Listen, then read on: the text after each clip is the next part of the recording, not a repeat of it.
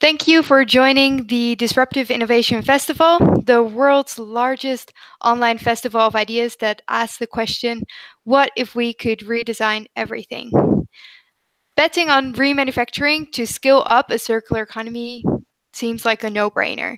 In multiple sectors and countries, remanufacturing is a mature industry.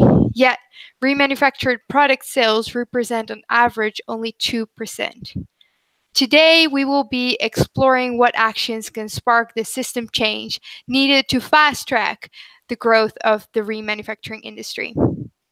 I'm joined by Tessa Vlaanderen, founder of Circular Futures, a New York City-based consulting firm and think tank.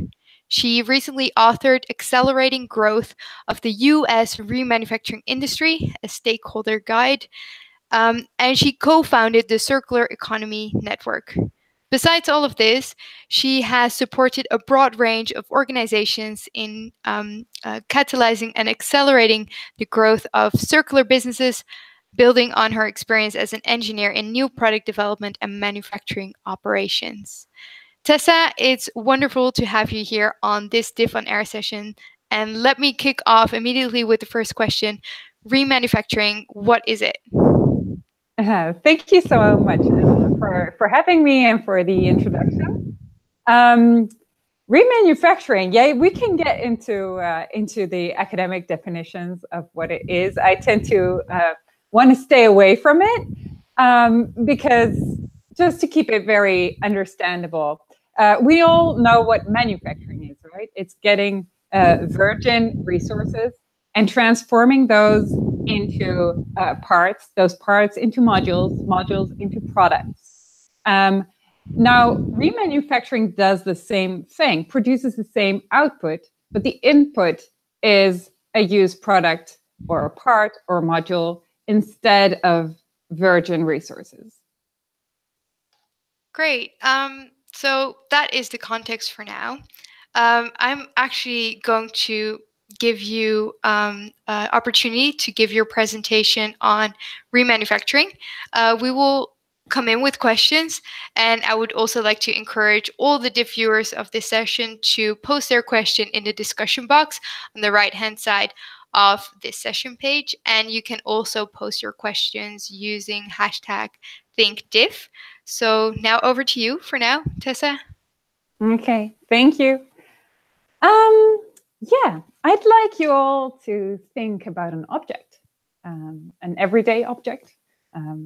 Take, for example, a smartphone or something simpler, like a lamp, or something even simpler than that, just the bulb.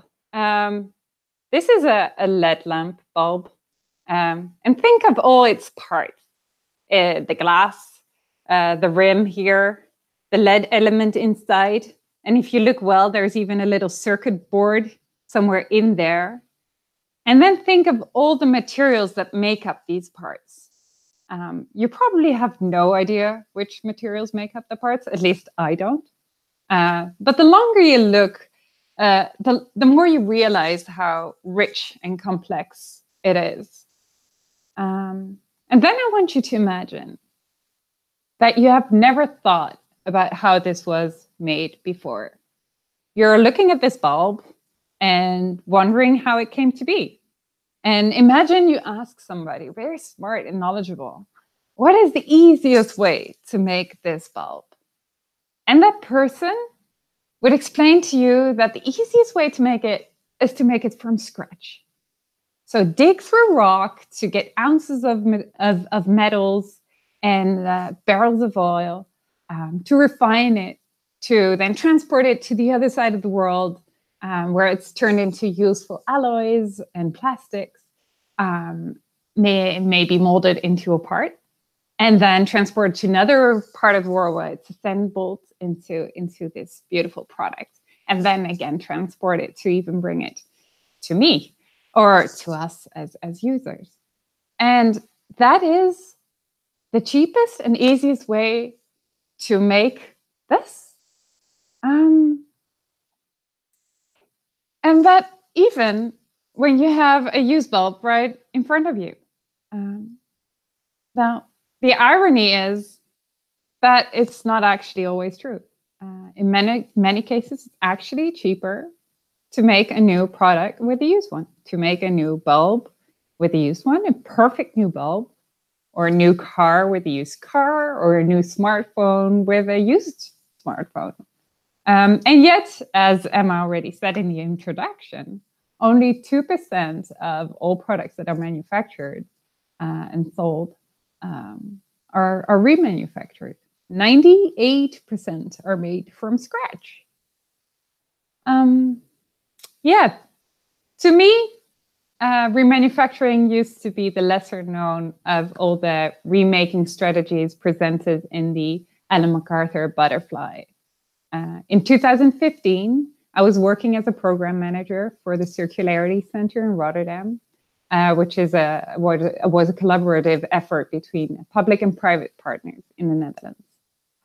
I was invited at a workshop at the Rematech, so the Remanufacturing Technology Conference in Amsterdam, and I got fascinated with it. So last year, I spent an entire summer researching the topic of remanufacturing. And the more I learned about it, the more it seemed like a no-brainer.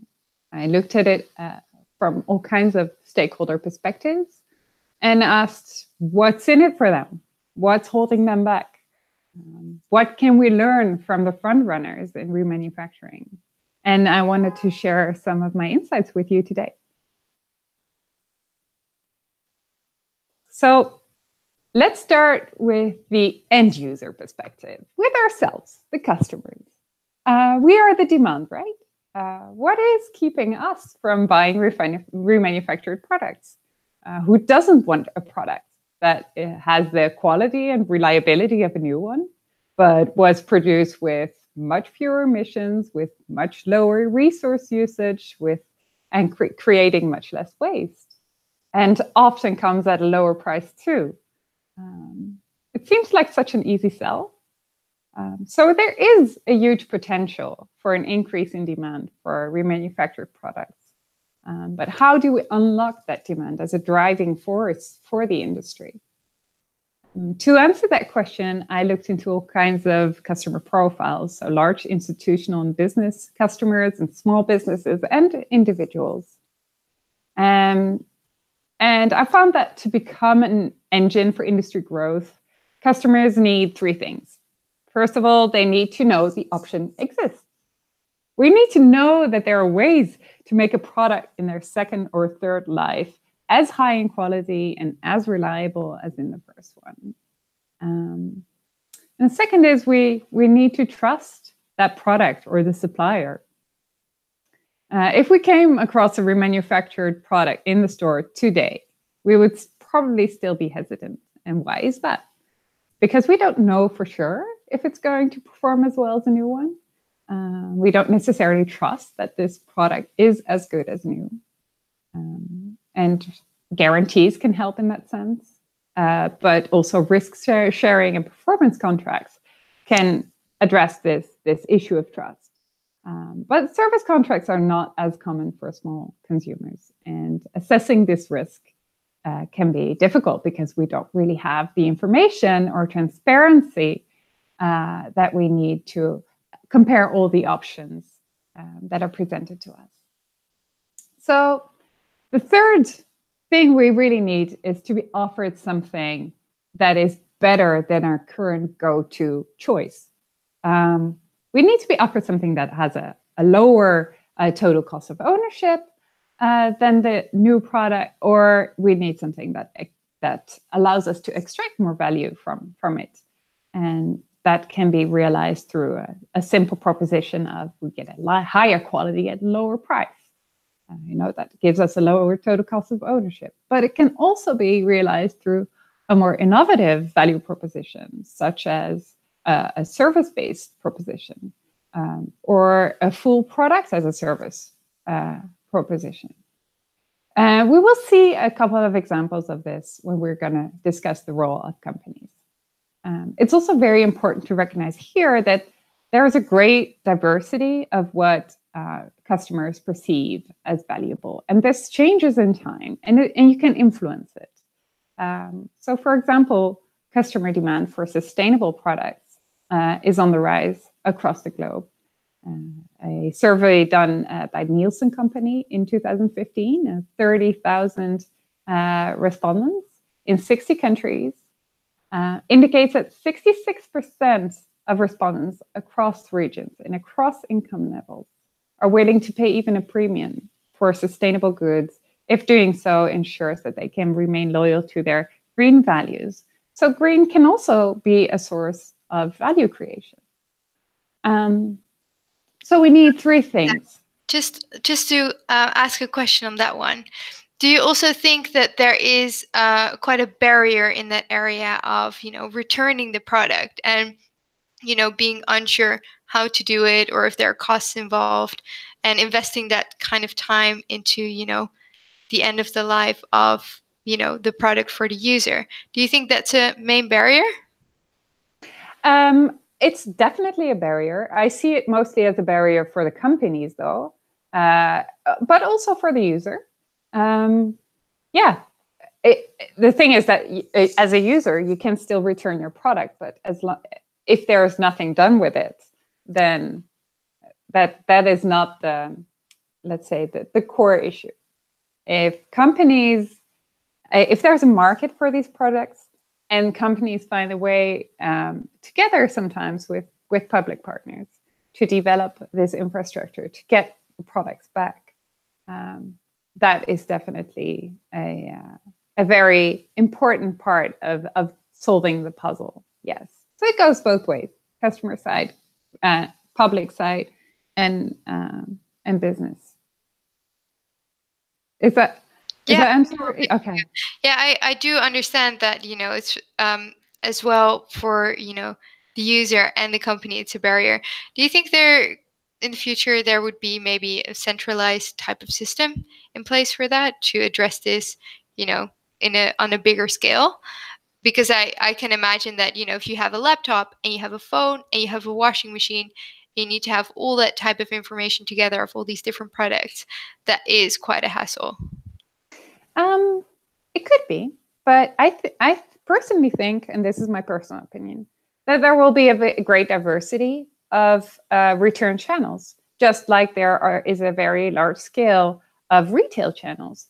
It's really about mirroring the forward logistics. And how would that work? Can you leverage the forward logistics networks to return products? If I go to the store anyway, for example, for electronic store, I can actually take my electronic devices that I don't use anymore, that are not functioning anymore, and they can just leverage the existing logistics behind that.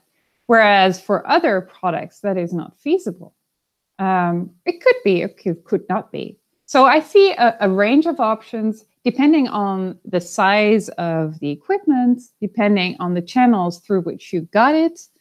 Some might be, especially with the rise of e-commerce, a lot of products come to us personally, just delivered to our front doorstep. That is more of a challenge. How are you going to organize returns for that? Do we need to go to the post office every time? Or is that too much of a barrier to us? And don't we do that in the end? And we end up putting it on the curbside? These are still big challenges that need to be solved, for sure. Great, thank you. And back to your presentation again. Okay, so as customers, we needed three things. So we need to be aware of the option that exists. We need to be able to trust the suppliers of remanufactured goods. And we need to be offered products and services that increase the total cost of ownership, or that increase the value that we extract from using those products. And these are all pretty straightforward things to do, all straightforward needs to meet by businesses. And some businesses do this. In theory, there is a great business case for remanufacturing products, especially equipment or other durable products. So how does it work in practice then? Let's start by looking first at the perspective of the original equipment manufacturer or the brand owner. So if you are an original equipment remanufacturer, manufacturer, it should not be difficult to sell to your shareholders that you want to develop a business with good margins because you are actually going to lower your materials and energy bills. And it could strongly support your brand through improved sustainability performance. And look at Xerox, for example. Xerox is a multinational known for providing imaging solutions such as printers. And nearly 65% of all machines are returned in the US are given a new life by being sold as used or sent for remanufacturing. And what is interesting is that they have two segments of new products. They have, on the one hand, the factory-produced new equipment that actually contains a combination of new and reused components and new manufactured products. And both meet the same new product specifications and come with an identical guarantee. Or take Philips. Philips now offers remanufactured light bulbs under their paperless programs. Or Bosch, that besides selling remanufactured auto parts, also sells remanufactured power tools. So this is not a fantasy world we're talking about. It's just still a bit of a niche. And why is this? So if you look closely at these examples, you will notice that these are all cases of business-to-business markets, and most fall under service contracts, performance contracts, or pay-per-use models. And this points at a number of important barriers that brand owners need to overcome to move into the remanufacturing space. First, the sales of remanufactured products that are as good as new products might affect the sales of their new product lines, which could then potentially harm their revenue stream. And this risk or fear may actually outweigh the benefit of remanufacturing in business decision-making. But when remanufacturing is tied to a different revenue stream model, brand owners can see a full win-win. And these models then includes, as you can tell, the service contracts, performance contracts, or pay-per-use models. The second barrier is, as you mentioned, Emma, the logistics of getting the products back. You see that successful businesses leverage their forward logistic networks and partner up with specialized reverse logistics company to do this in a cost-effective way, but can also collaborate with municipalities to set these and other governmental organizations to set this up. The third barrier is getting to scale. Brand owners are very good at scaling up, but they also need a certain scale to set up a new line of business, to go through the entire change management process, and to run this new business at positive margins. So this means that there needs to be some courageous manager in the company who convinces colleagues and shareholders to go big, which is not easy. So when will the day arrive that I will finally have a remanufactured dishwasher in my kitchen? Is that day when I lease it? Possibly. But maybe an independent remanufacturer will be happy to start a remanufacturing business, because they don't have to worry about the new product sales. They may be located relatively close to their customers, so they don't have as high logistical costs, and they can maybe operate at lower overhead.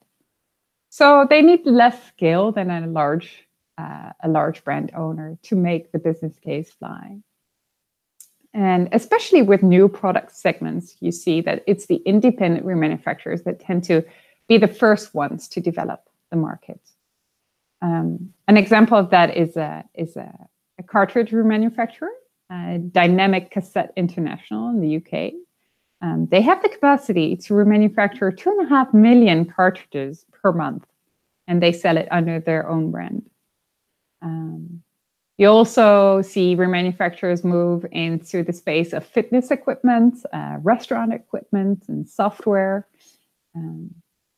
But independent remanufacturing also comes with its own challenges. They face competition of low-quality new products from low-cost countries, and they also are perceived as competitors by the brand owners with their new product lines. And that competition can be just as fierce, especially since brand owners also control the product design and might make it physically hard to remanufacture a product. So can I ask a question about remanufacturing for original equipment manufacturers? Sure. Because you said to me that that they will generate a product that will be as good as new, basically. Yeah. But some companies that do remanufacturing, they say that it is even better than new because they can upgrade it and you can embed new features, so you can create heaps of value in the process of remanufacturing it. Is that not one of the main selling points for these types of managers that want to push this idea towards their senior management and to their shareholders? Yeah, and this is exactly to my next point, which is that to differentiate from the new products, remanufacturers need to customize solutions. And maybe this is where they become better than the new products, because they can customize solutions to really meet the specific needs of a customer, so that the customer ends up extracting more value from that product or having a much lower total cost of ownership. You have a couple of examples of that. One example, for example, is Davies Office, which is an American office furniture remanufacturer. And they have an entire range of solutions that allow customers, partly through services, but also through customization. So they have, besides having all kinds of different value propositions, like products exchange and banking programs, that allows clients to deposit used and surplus assets and obtain trading credit. So that's one thing. But they also provide design services so that you can get exactly the image that you want. And normally large brand owners will not provide that level of customization. And they can also not always provide the same level of service that is the case with some independent remanufacturers. Yeah, does that answer your question? Yes, for sure. Okay. So in some cases, competition between brand owners and independent remanufacturers can be replaced with a partnership, especially when there is a complementarity in expertise or capabilities or the customers that they serve. So, for example, a network of independent remanufacturers with existing customer relations and logistics channels can enable very fast scale-up for a large brand owner. On the other hand, the independent firms can benefit from a strong brand to potentially reach more customers. In other situations, when such a partnership is not feasible, it's governments that play an important role in opening up the market and moving companies away from the status quo. So we see an increased interest from governments in growing a circular economy. We see European countries, China, Japan, Singapore, all are developing favorable conditions for circular businesses to thrive. And governments have a very rich toolbox of potential measures to take to move the market. For example, they can help increase the scale of product returns, as I mentioned earlier, through waste separation and collection programs or landfilling bans, or by adapting regulation of waste trading rules. And yet the largest remanufacturing industry is in the US. And the US is not particularly known for waste management type of interventions. And the US has been the largest remanufacturing industry since way before the word circular economy was buzzing around. Actually, since the 60s, several levels of US governments have influenced the growth of the remanufacturing industry for various strategic reasons, and mostly to support a healthy, sustainable manufacturing industry. So numerous federal agencies have been involved in the efforts, including Federal Trade Commission, the US International Trade Commission, the Department of Energy, the Food and Drug Administration, and they have developed trade practice rules for remanufactured products and other second-hand products. They aligned multiple federal laws, supported international industry promotion, they funded public-private research partnerships, and established government procurement strategies. But they also help creating awareness, because it's the report of the US International Trade Commission that was made in 2011 that assessed the size and market of the US remanufacturing industry for the first time, to find that it generates a revenue of $43 billion and creates 180,000 jobs. And this study was pivotal in creating awareness about the industry worldwide. But governments face challenges too, because it's not easy to create fair markets that are fair to consumers, to brand owners, to incumbents, to taxpayers. And getting that balancing act right, as it's hard, it's actually the odds that it works out are better if all these stakeholders have representation. They need interest groups. And we see that they need cross-sectoral business associations, they need consumer interest groups, they need environmental organizations, all of them. We see that the cross-sectoral remanufacturing industry councils, they're becoming increasingly well organized in the US and in Europe. But consumer and environmental interest groups still have to catch up on the topic of remanufacturing. One good example, I think, is the Repair Association that advocates for the right to repair, which would greatly benefit the remanufacturing industry as well as do-it-yourselfers. And in the end, every stakeholder group is more convincing when their claims are justified, when there's data and studies to support them. And this is where research institutions come in. Research institutions can also play an important role in developing technologies that enable the industry to become more efficient and therefore improve the business case. And you see government support initiatives like the Remade Institute in New York State and the ARTC initiative in Singapore that connect like-minded companies and universities, spark new ideas, and collaborate in developing these new technological solutions. So, what does this all come down to? Let me share this with you.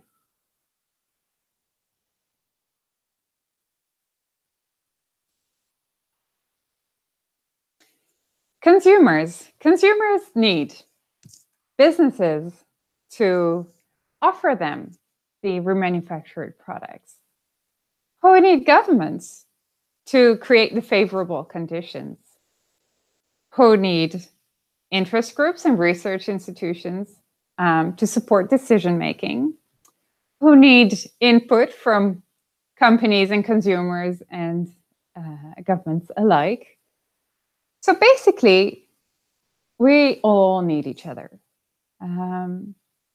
It sounds maybe complicated, but it really is not. It's not rocket science. In the end, if all stakeholders take one little step at a time, moving into the same direction, synchronizing efforts across networks, and being inspired by those who are already doing it, and looking at other sectors to see what can be replicated and what cannot. It's about creating a motion that will slowly but surely mainstream the remanufacturing industry. Thank you. Thank you so much for your presentation, Tessa. And we had a lot of questions coming in online as well, on the session page and on Twitter using hashtag ThinkDiff. For all the viewers now, if you have a question, post them. You can still post them and we will get them in at the DIF headquarters and we can post them live to Tessa. So the first question, and let me just get it up, is from Brandon, and he asked on the session page of the ThinkDiff website, he asked you to please explain the difference between refurbished products and remanufactured products, because there seems to be an overlap in some sort of way. Yeah, very good question. The short answer is that usually refurbished products meet a predetermined quality level that is agreed upon between a business and a customer. And that quality level doesn't really have to be a new product quality level. It can be any other level. So that's the technical answer. It gets a little more complicated when you're going to look into, for example, the imaging equipment industry. The medical imaging equipment industry, because, for example, their refurbishing is exactly the same thing as remanufacturing. They don't use the word remanufacturing because there are certain rules tied to the term, and then that's why they prefer to call it refurbished. So it's a little bit a gray area. I totally agree. And this is one of these reasons why it's so important that as consumers, we get more clarity about what a product is. When is it as good as new or better? I hope that answered your question, Brandon. The next one that came in was from Ines, also on the session page at thinkdiff.co. Really interesting question. It's about copyright. So would independent remanufacturing industries not pose issues in terms of copyright? And she gives an example on electronic products being made from different components from different brands, generating legal issues. What are your thoughts on this? So just to summarize the question, would there be an issue with remanufacturing in infringing copyright? Yes. So, for example, if you have an independent remanufacturer and they create, a new remanufactured product, would that infringe? Yes. Well, I don't know if you look online, you'll be you can really, it's like a soap opera. There is a lot of lawsuits going on between those who hold the copyright or the intellectual property to a certain product and those who want to remanufacture this product. So yes, this is absolutely an issue. In some cases, it's a real infringement. In other cases, it's really not that much of a good case, but you see that it's still used as a strategy to slow down the growth of remanufacturing. And one final question is on your favorite example of a remanufactured product. My favorite example. Oh, that's a good question. I guess I recently heard of a company who is going to start remanufacturing an entire car.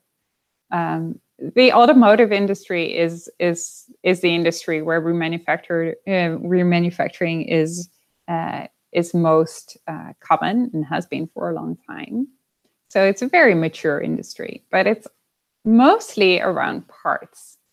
And I just really like the idea that there is going to be a producer soon that will introduce into the market an entire remanufactured car and position it as such. So not hiding it somewhere, but really, this is a remanufactured product, and this is something we should want. This is something we should want to buy.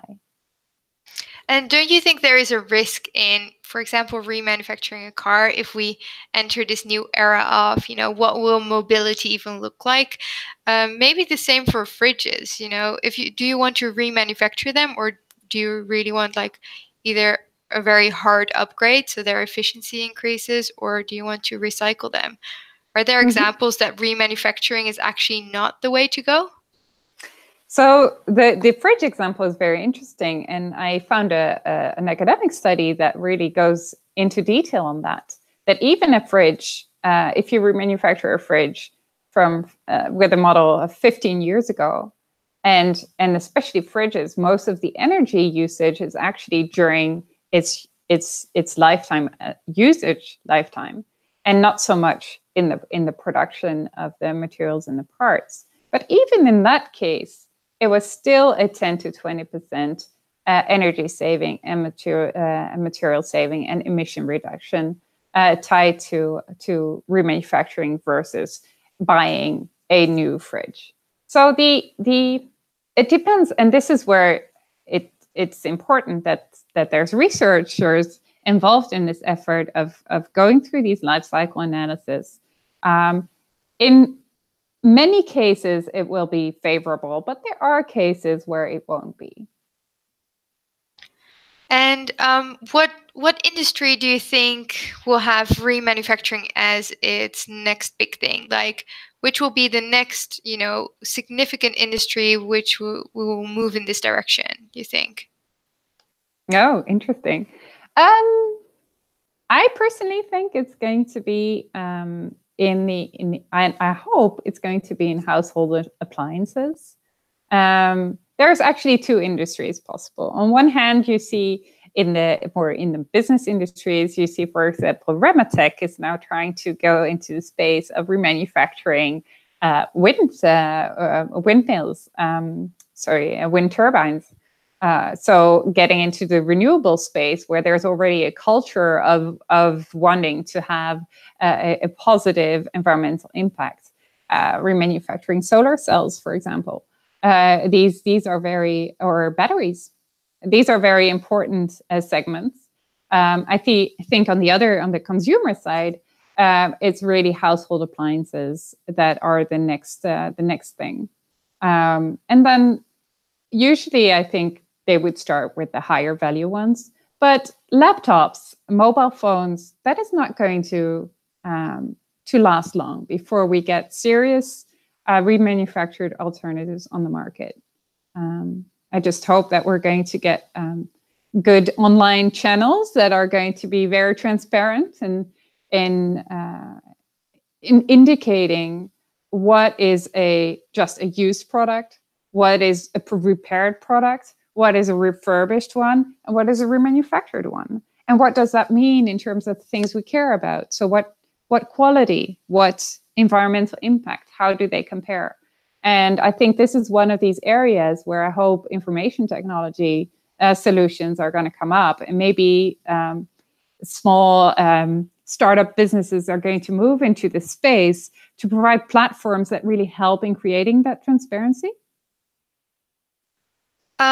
So if we go back to your first example of the light bulb that you showed us, and how actually cheap it is to make it from raw materials and new resources that we dig out of the ground.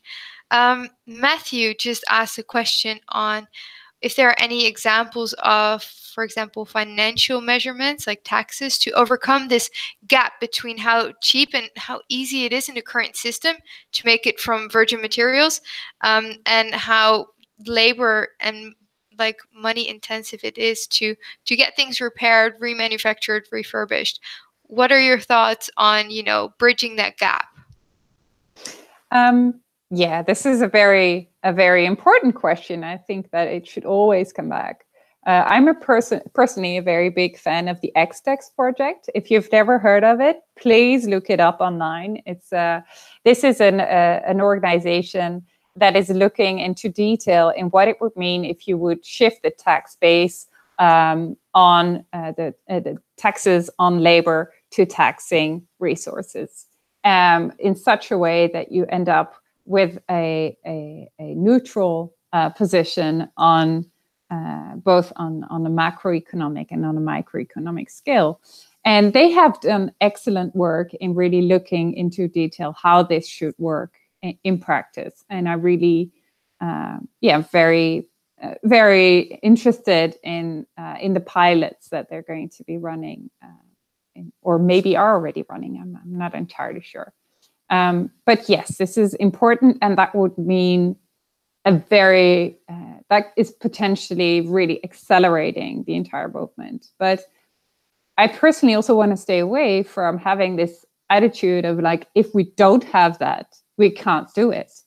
We can, despite not having those incentives, you can still do it. The remanufacturing industry already exists, and there are definitely ways in which you can grow this industry without having those carbon taxing or other taxing measures. Thank you so much, Tessa. And we're heading towards the end of the session, and I would like to ask you for one more thing, and that is if you could share one big piece of wisdom towards the DIF viewers, which might be, business owners, startups that are watching, or people with new ideas. What would you like to say to them as a closing remark of the session? I would say to them, look at the bigger picture, and you will find that there is so much to do that there's really no reason to wait until look at the bigger picture, find that one piece of one action that you can take that falls within your area of influence, within your capabilities, and try and start with that.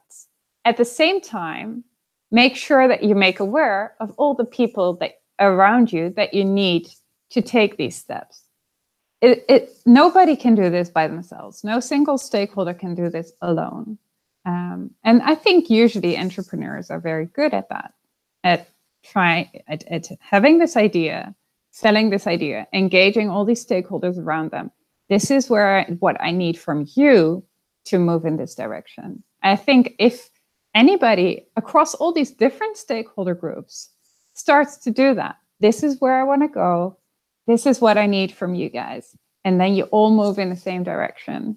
I think that is the movement that you need. And I hope that there will be also ways and platforms like this that keep us informed of all these different movements together, so that you can have some kind of level of synchronization and a sense also of a movement, a joint movement. Thank you so much, Tessa van Vlaanderen. As a reminder to all the DIF viewers, if you're interested in reading her report about accelerating growth for the US remanufacturing industry, we posted a link in the discussion box on the right-hand side of your screen right now. So have a look through that. And if you have any questions on any other sessions, you can still use #ThinkDiff. Thanks again to Tessa, and to our viewers, remember to catch up on everything that we have going on at thinkdiff.co. See you at the next session. Thank you, Emma. Thank you.